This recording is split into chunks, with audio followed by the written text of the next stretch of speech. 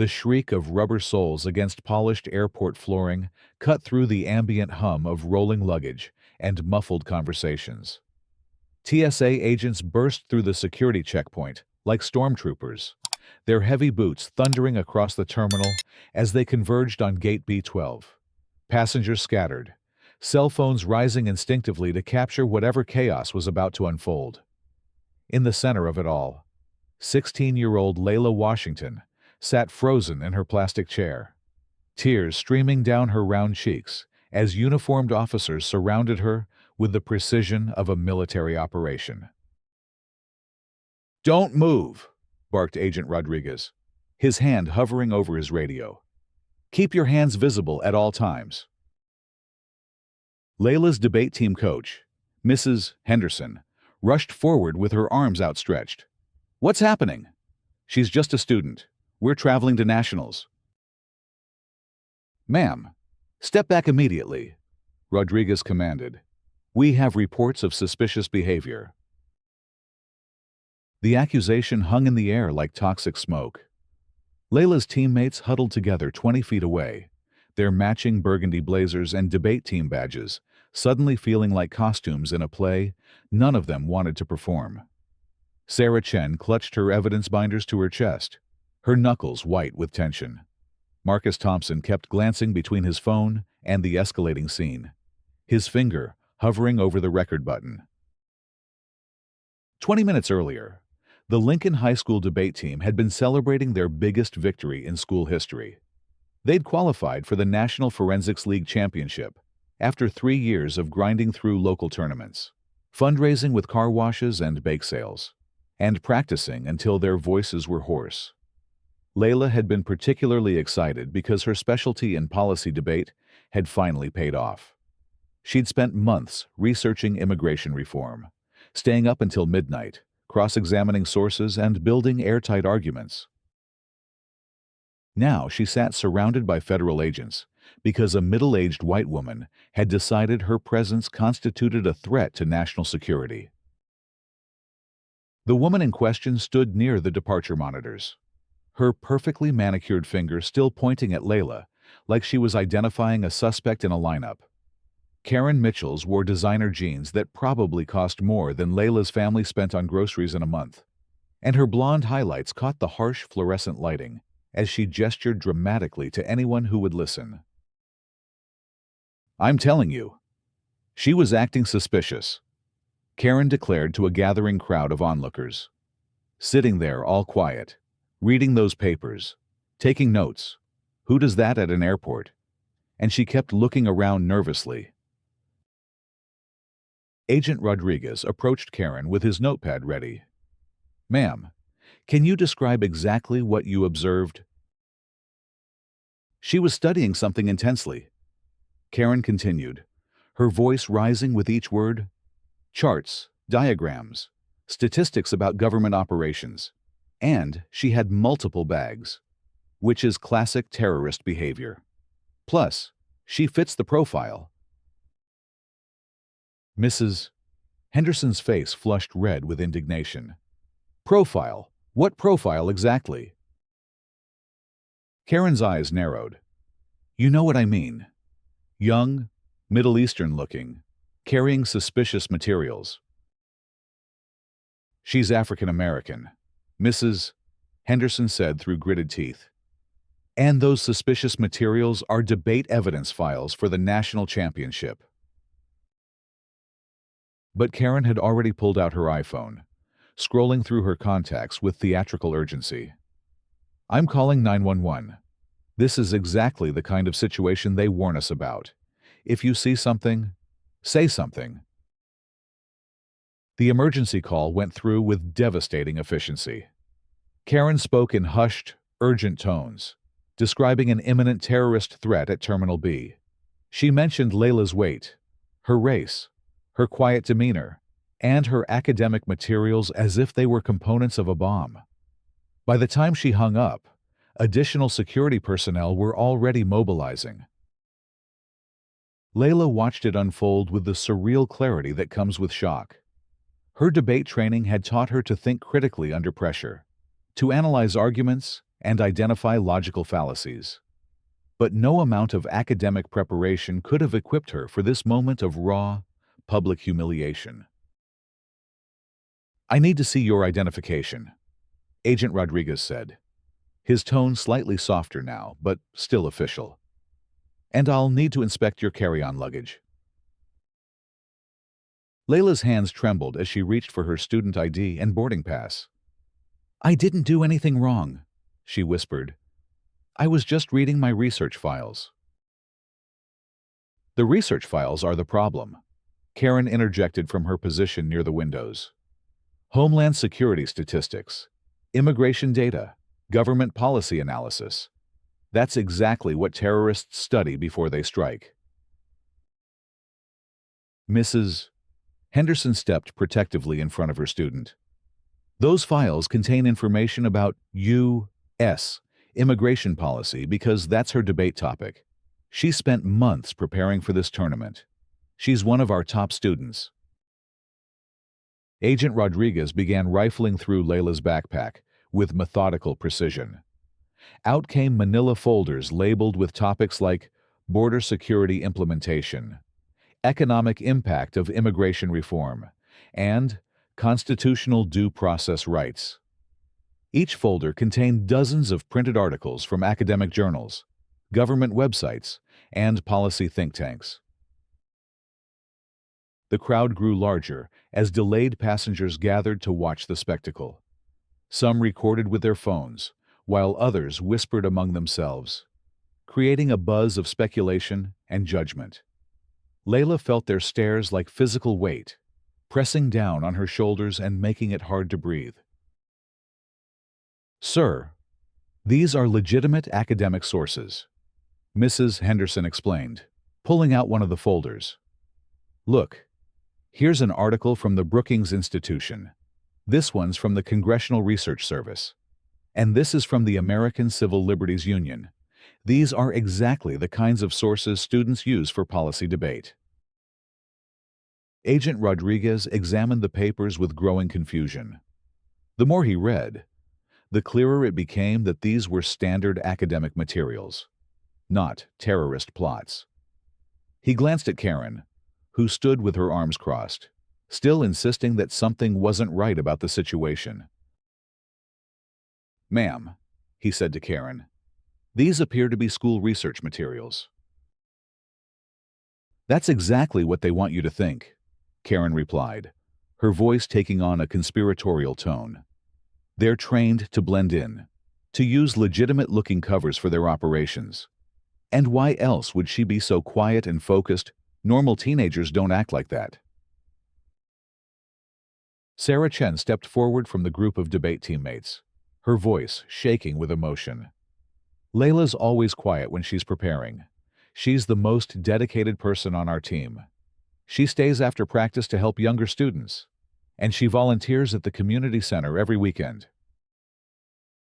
"Community center," Karen repeated ominously. "That's where they recruit?" The absurdity of the accusation hit the gathered crowd like a cold wave. Some people began shaking their heads and walking away, clearly uncomfortable with the direction the confrontation was taking. Others pulled out their phones more deliberately, recognizing that they were witnessing something that needed to be documented. Marcus Thompson finally pressed record on his phone, capturing Karen's increasingly erratic statements and the obvious distress on Layla's face. He'd grown up in the same neighborhood as Layla, and he knew her family well. Her mother worked double shifts as a nurse at City General Hospital, and her father taught math at the local middle school. The idea that Layla posed any kind of security threat was beyond ridiculous. But the damage was already done. The 911 call had triggered protocols that couldn't be easily reversed. Additional TSA agents arrived with specialized equipment, prepared to conduct a full security screening. They set up a cordoned area and began preparing to search not just Layla's belongings, but potentially Layla herself. "This is completely unnecessary," Mrs. Henderson protested. "We're going to miss our flight, and for what? Because this woman decided to profile one of my students. Karen's face reddened with indignation. I am not profiling anyone. I'm being vigilant, which is what every American should be doing. If this girl has nothing to hide, then she shouldn't mind being searched. Every American except you, apparently, came a new voice from behind the crowd. The speaker was an elderly black man, wearing a perfectly tailored navy suit and carrying a leather briefcase that looked expensive enough to buy a small car. He walked with the confident stride of someone accustomed to commanding attention, and conversations quieted as he passed. His silver hair was immaculately groomed, and his dark eyes held the kind of intensity that comes from decades of public service. Uncle Thomas, Layla's voice cracked with surprise and relief. Thomas Washington, senior senator from the state of Illinois and ranking member of the Senate Judiciary Committee, surveyed the scene with the calculating gaze of a man who'd spent 30 years navigating political minefields. He took in his niece's tear-streaked face, the TSA agents with their equipment, the scattered debate materials, and Karen Mitchell's with her self-righteous posture. Agent Rodriguez, Senator Washington said, reading the man's name tag. I'm Senator Thomas Washington. This young lady is my niece, and I'd very much like to understand why she's being treated like a criminal suspect. The recognition hit Agent Rodriguez like a physical blow. Senator Washington's face was familiar from countless news programs and congressional hearings. He was one of the most powerful legislators in the country, with oversight authority over Homeland Security budgets and TSA operations. Senator Washington, Rodriguez stammered, we received a report of suspicious behavior, and we're following standard protocols. Suspicious behavior, the senator repeated slowly, his voice carrying the weight of authority. Such as... Karen stepped forward eagerly, apparently unaware of who she was addressing. Senator, I'm so glad you're here. This girl was exhibiting classic terrorist behavior patterns. She was studying government documents, acting secretive, and she fits the demographic profile for potential threats. Senator Washington turned his full attention to Karen, and the temperature in the terminal seemed to drop 10 degrees. Demographic profile. Please elaborate on what you mean by that. Well, you know, Karen said, suddenly less confident. Young, foreign-looking, antisocial behavior patterns. I see, Senator Washington replied. And you determined she was foreign-looking based on what criteria exactly? The crowd had grown silent, sensing the shift in power dynamics. Karen glanced around nervously, realizing that the conversations around her had stopped, and everyone was listening to her words. I just meant that in today's environment, we have to be careful about anyone who seems out of place.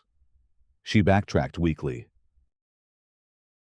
Out of place, Senator Washington repeated. A 16-year-old honor student traveling with her debate team to the national championship is out of place in an airport. Mrs. Henderson stepped forward with Layla's academic records, which she'd pulled from her coach's folder. Senator Washington, Layla has a 4.2 GPA and has never had a single disciplinary issue. She's been accepted to 3 Ivy League universities with full scholarships. The senator accepted the documents and reviewed them quickly, his expression growing more serious with each page. Agent Rodriguez, has my niece been charged with any crime? No, sir. We were just conducting a preliminary investigation based on the complaint. Investigation, Senator Washington said. Into what crime exactly? Rodriguez looked increasingly uncomfortable. Well, sir, the complaint suggested possible terrorist activity. Based on what evidence? The complainant reported suspicious reading materials and nervous behavior. Senator Washington walked over to the scattered debate files and picked up several folders. He read the labels aloud in a voice that carried across the terminal. Constitutional due process rights, economic impact analysis of immigration policy, historical precedents in border security legislation. He looked up at Agent Rodriguez. Are you familiar with policy debate? Agent Rodriguez. No, sir, not particularly. Policy debate requires students to research both sides of complex governmental issues. They must understand current law, proposed reforms, economic implications, and constitutional considerations. The National Forensics League tournament they're attending is one of the most prestigious academic competitions in the country. Students spend months preparing, often researching hundreds of sources to build comprehensive cases. He held up one of the folders. What this woman characterized as terrorist research materials are actually the exact kind of thorough, scholarly preparation that we should be encouraging in young people. My niece was studying immigration policy not to undermine America's security, but to better understand and debate America's challenges. Karen's face had gone pale, but she wasn't ready to back down completely. But Senator, you have to admit that her behavior was unusual. She was so focused, so intense about reading those materials. Unusual. Senator Washington replied, You mean studious, focused, academically serious? These are qualities we should celebrate, not criminalize. By now, several passengers had their phones out and were live streaming the confrontation on social media. The hashtag #JoshDebateGate Airport was already trending on Twitter, with videos spreading rapidly across multiple platforms. News outlets began picking up the story within minutes, recognizing the explosive combination of racial profiling, airport security, and a powerful senator's family member. Marcus Thompson had captured the entire exchange on his phone, from Karen's initial accusations through Senator Washington's methodical dismantling of her claims. He uploaded the video to TikTok with the caption, Woman calls 911 on debate student for studying. Doesn't know her uncle is a senator. Within an hour, it had been viewed over 1 million times. The situation was spiraling far beyond what anyone had anticipated. Karen seemed to finally grasp the magnitude of her mistake. But instead of backing down gracefully, she doubled down with increasing desperation.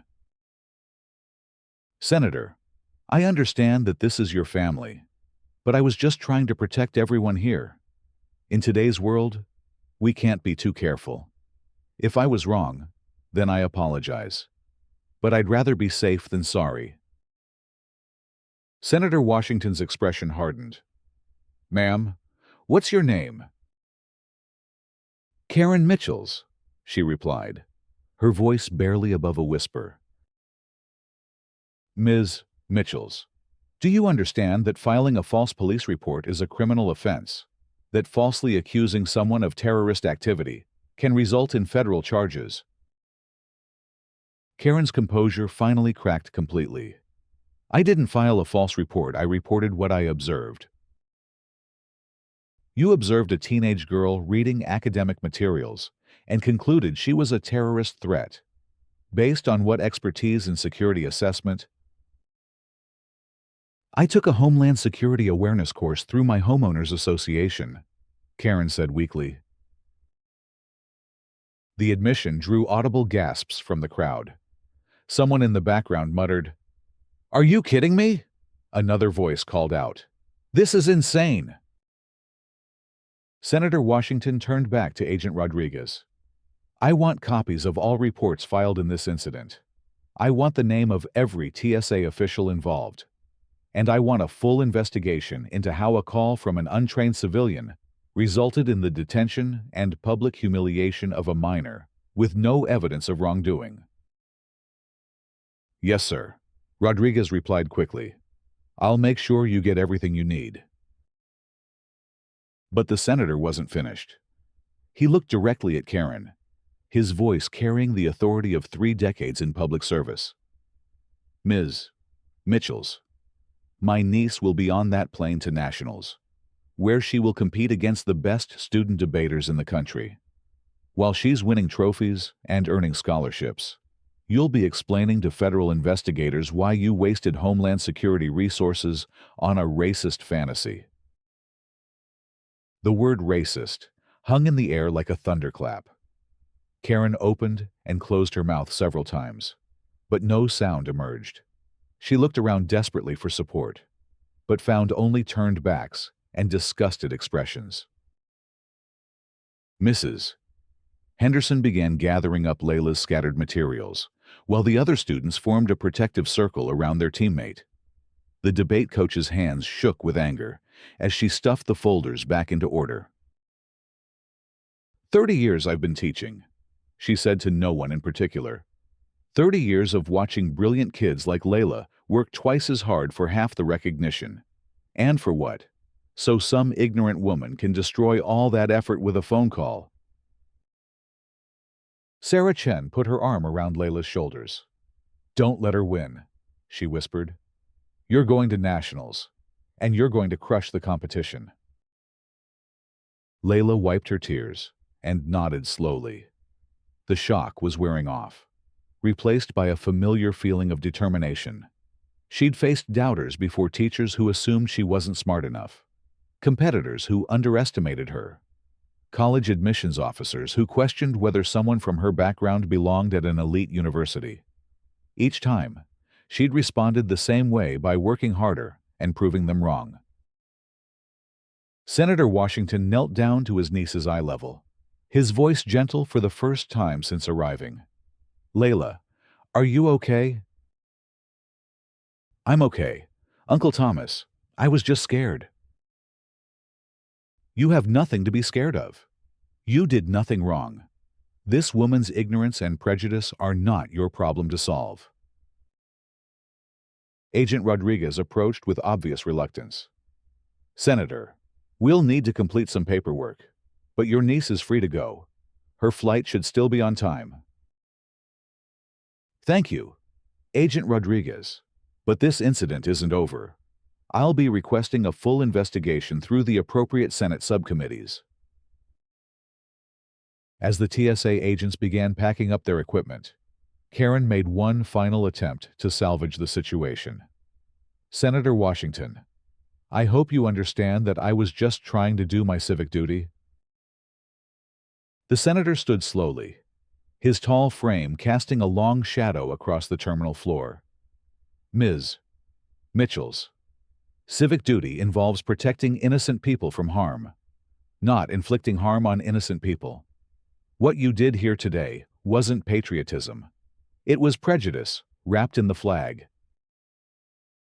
Karen's face flushed red with embarrassment and anger. "You can't talk to me like that. I'm a tax-paying citizen, and I have rights too." "You absolutely have rights," Senator Washington agreed.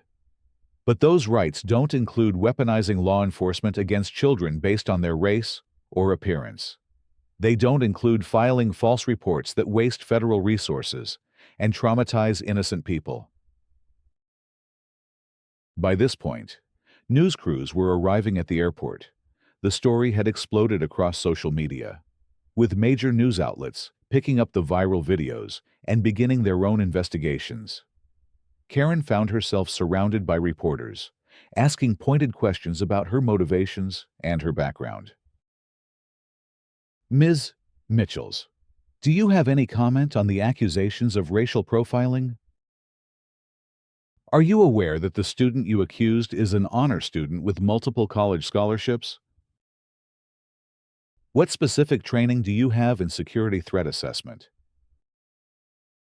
Karen pushed through the crowd of journalists, muttering "no comment" repeatedly as she fled toward the parking garage. But her escape was captured on multiple cameras, and the footage would be replayed on news programs for weeks to come. The Lincoln High debate team finally boarded their delayed flight 2 hours behind schedule. but their spirits had been restored by the overwhelming support they'd received from fellow passengers and social media users. Senator Washington had arranged for them to be upgraded to first class, and he'd personally called the tournament organizers to explain the delay. As the plane taxied toward takeoff, Layla looked out the window at the sprawling city below. The last few hours had been traumatic, but they'd also been educational in ways no classroom could provide. She'd seen firsthand how prejudice could masquerade as patriotism, how power could be abused by those who wielded it carelessly, and how quickly injustice could be amplified in the digital age. But she'd also seen something else.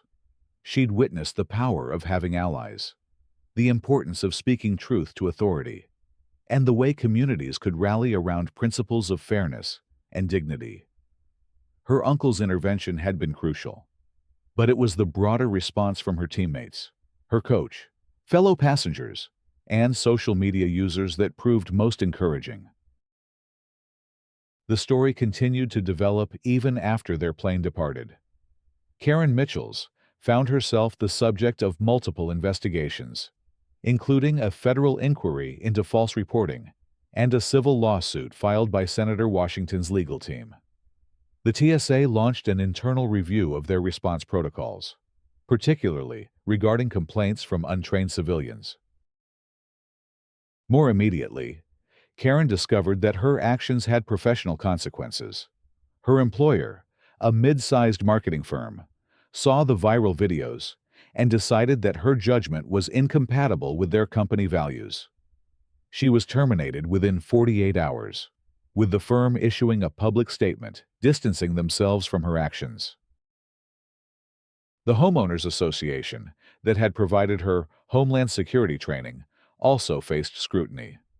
It turned out their program consisted of a single 2-hour presentation from a retired security guard who had no formal training in threat assessment or profiling. The association quickly discontinued the program and issued a public apology. 3 days later, Senator Washington convened a special Senate subcommittee hearing on airport security and civil rights.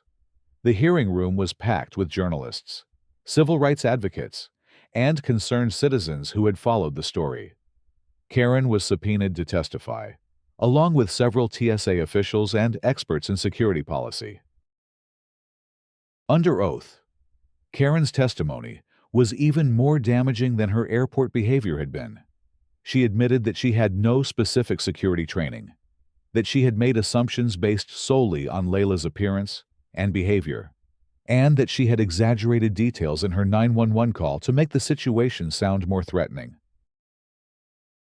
"I just thought she looked suspicious," Karen repeated several times, seemingly unaware of how weak her justification sounded in a formal hearing room. Senator Washington's questioning was precise and relentless. "Ms. Mitchells, you testified that you thought the student looked suspicious because she was reading government documents. Are you aware that these documents are publicly available on official government websites?" "I didn't know that at the time." "You also testified that her quiet, focused behavior seemed unusual for a teenager. Do you have professional experience working with teenagers?" "No, but I raised 2 children." "Did your children ever study quietly in public places?" "Well, yes, but this was different." "Different how?" Karen struggled to articulate an answer that didn't sound explicitly racist. She just seemed out of place. "Out of place in what way?" "I don't know how to explain it without sounding bad." Senator Washington leaned forward. "Ms. Mitchells, this is a formal congressional hearing. You're under oath. I need you to explain exactly what you mean." The silence stretched for nearly 30 seconds before Karen finally spoke. She didn't look like the other students. "How so?" "She was darker." The admission sent shockwaves through the hearing room. Several spectators gasped audibly, and cameras captured Karen's face as she realized what she had just confessed under oath. Senator Washington's voice remained steady, but his eyes flashed with controlled anger. "Ms. Mitchells, are you testifying before this committee that you called 911 on a minor because of her skin color?" "No, that's not what I meant." "Then please clarify what you meant when you said she didn't look like the other students because she was darker." Karen's lawyer, who had been trying to keep his client from further incriminating herself, finally intervened. "Senator, I'd like to request a brief recess to consult with my client." "Request denied," Senator Washington replied firmly. "Ms.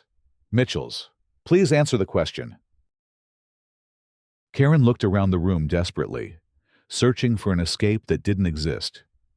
"I made a mistake," she said finally. "I let my fears get the better of me." "What fears specifically?" "Fear of terrorism, fear of being attacked." "And you associated those fears with my niece's appearance." "I guess I did, yes." The hearing continued for several more hours, with testimony from TSA officials, civil rights experts, and academic specialists in security policy. The consensus was clear. Karen's actions represented exactly the kind of discriminatory profiling that made Americans less safe, not more secure. Dr. Sarah Martinez, a terrorism expert from Georgetown University, explained the problem in stark terms. When we encourage untrained civilians to report suspicious behavior based on stereotypes and prejudices, we create a system that harasses innocent people while potentially missing real threats. Actual terrorists don't fit neat demographic profiles, and they certainly don't sit in airports openly reading policy research. The hearing generated national headlines and sparked a broader conversation about racial profiling, civil rights, and the balance between security and freedom. Editorial boards across the country condemned Karen's actions while praising Senator Washington's measured but firm response. Meanwhile, at the national debate tournament, Layla was having the competition of her life. The media attention had actually worked in her favor, as tournament organizers and competitors rallied around her with extraordinary support. She advanced through preliminary rounds with commanding performances, her policy debate skills sharper than ever. Her final round matched her against the defending national champion from a prestigious private school in Connecticut. The topic was immigration reform, the same subject she'd been studying when Karen accused her of terrorism. The irony wasn't lost on anyone in the room. Layla's opening argument was masterful, weaving together constitutional principles, economic data, and humanitarian concerns into a comprehensive case for comprehensive immigration reform. Her research, the same materials that had triggered Karen's paranoid 911 call, provided the foundation for one of the most impressive student speeches in tournament history. When the judges announced her victory, the entire auditorium erupted in applause. Students from competing schools stood and cheered. Coaches wiped away tears, and tournament officials acknowledged that they had witnessed something special. Senator Washington was there to watch his niece accept the championship trophy, and his pride was evident to everyone in the room. During the awards ceremony, he was invited to speak about the week's events. "Ladies and gentlemen," he began, "you've just witnessed the power of education, preparation, and perseverance in the face of adversity. My niece Layla was accused of being a terrorist for doing exactly what you've all been doing, studying hard, preparing thoroughly, and thinking critically about complex issues." He paused to look at Layla, who stood holding her trophy with tears of joy streaming down her face. The woman who made that accusation thought she was protecting America. But the real protection of American values comes from young people like all of you, who refuse to let ignorance and prejudice define their futures. The applause was thunderous and sustained, lasting several minutes as hundreds of students and coaches showed their solidarity with Layla and their commitment to the principles she represented. Back home, the consequences for Karen continued to mount. Federal prosecutors filed charges for filing a false police report and interfering with federal operations. The civil lawsuit sought damages for emotional distress, defamation, and civil rights violations. Her legal bills were mounting, and her job prospects had disappeared entirely. More significantly, the incident had sparked policy changes at multiple levels. The TSA implemented new training requirements for handling civilian complaints, with special emphasis on recognizing and preventing discriminatory reporting. Airports across the country updated their security protocols to include civil rights protections and bias training. The Lincoln High School debate team returned home as conquering heroes, with a parade through downtown and a reception at City Hall. Layla's trophy was displayed in the school's main lobby, along with a plaque commemorating her courage in the face of injustice. Several months later, Karen Mitchells stood in federal court for sentencing. She had pled guilty to filing a false police report and agreed to pay substantial damages in the civil lawsuit. The judge, a stern woman with 30 years on the bench, looked down at Karen with obvious disapproval. "Ms. Mitchells," the judge said, "your actions that day represent everything that's wrong with the current climate of fear and suspicion in our country. You saw a young woman studying, and your first instinct was to assume the worst based on nothing more than prejudice and ignorance." Karen stood with her head bowed, her legal troubles having finally taught her the wisdom of silence. The judge continued, "The sentence of this court is as follows: 6 months in federal prison, 2 years of supervised probation, 500 hours of community service to be performed at organizations serving minority communities, and completion of comprehensive bias training and civil rights education." As Karen was led away in handcuffs, her lawyer read a prepared statement, apologizing for her actions and acknowledging the harm she had caused. But the apology felt hollow after months of legal maneuvering and attempted justifications.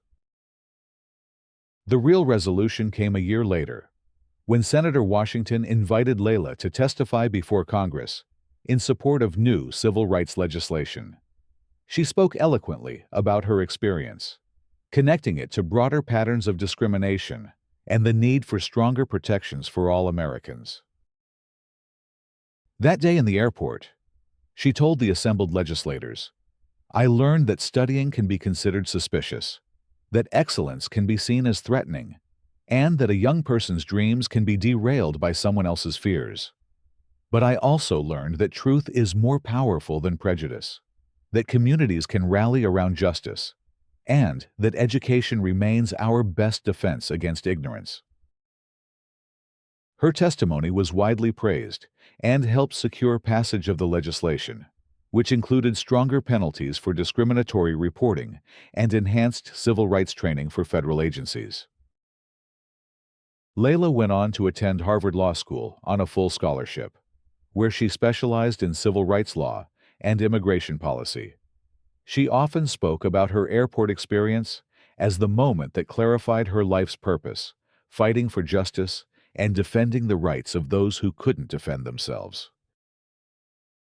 Karen Mitchells served her full sentence and completed her community service, working at a refugee resettlement organization where she finally began to understand the human cost of prejudice and fear. She never fully apologized publicly, but those who worked with her during her community service said she seemed genuinely changed by the experience. The story became a case study in law schools and civil rights programs across the country, illustrating how quickly injustice can spread in the digital age and how important it is to have strong institutions and principled leaders willing to stand up for what's right. Years later, When Senator Washington was asked about the most important moment of his long career in public service, he didn't mention any of his major legislative achievements or committee victories. Instead, he talked about standing in that airport terminal, watching his niece face down prejudice with dignity and courage. That day, he said, I learned more about leadership from a 16-year-old girl than I had in 30 years of politics. She showed me that real strength isn't about having power over others. It's about maintaining your principles when others try to tear them down. The incident ultimately strengthened rather than weakened Layla's resolve to pursue justice and excellence. She kept her debate trophy on her desk throughout law school, a reminder that the best response to ignorance is achievement, and the most powerful weapon against prejudice is the truth.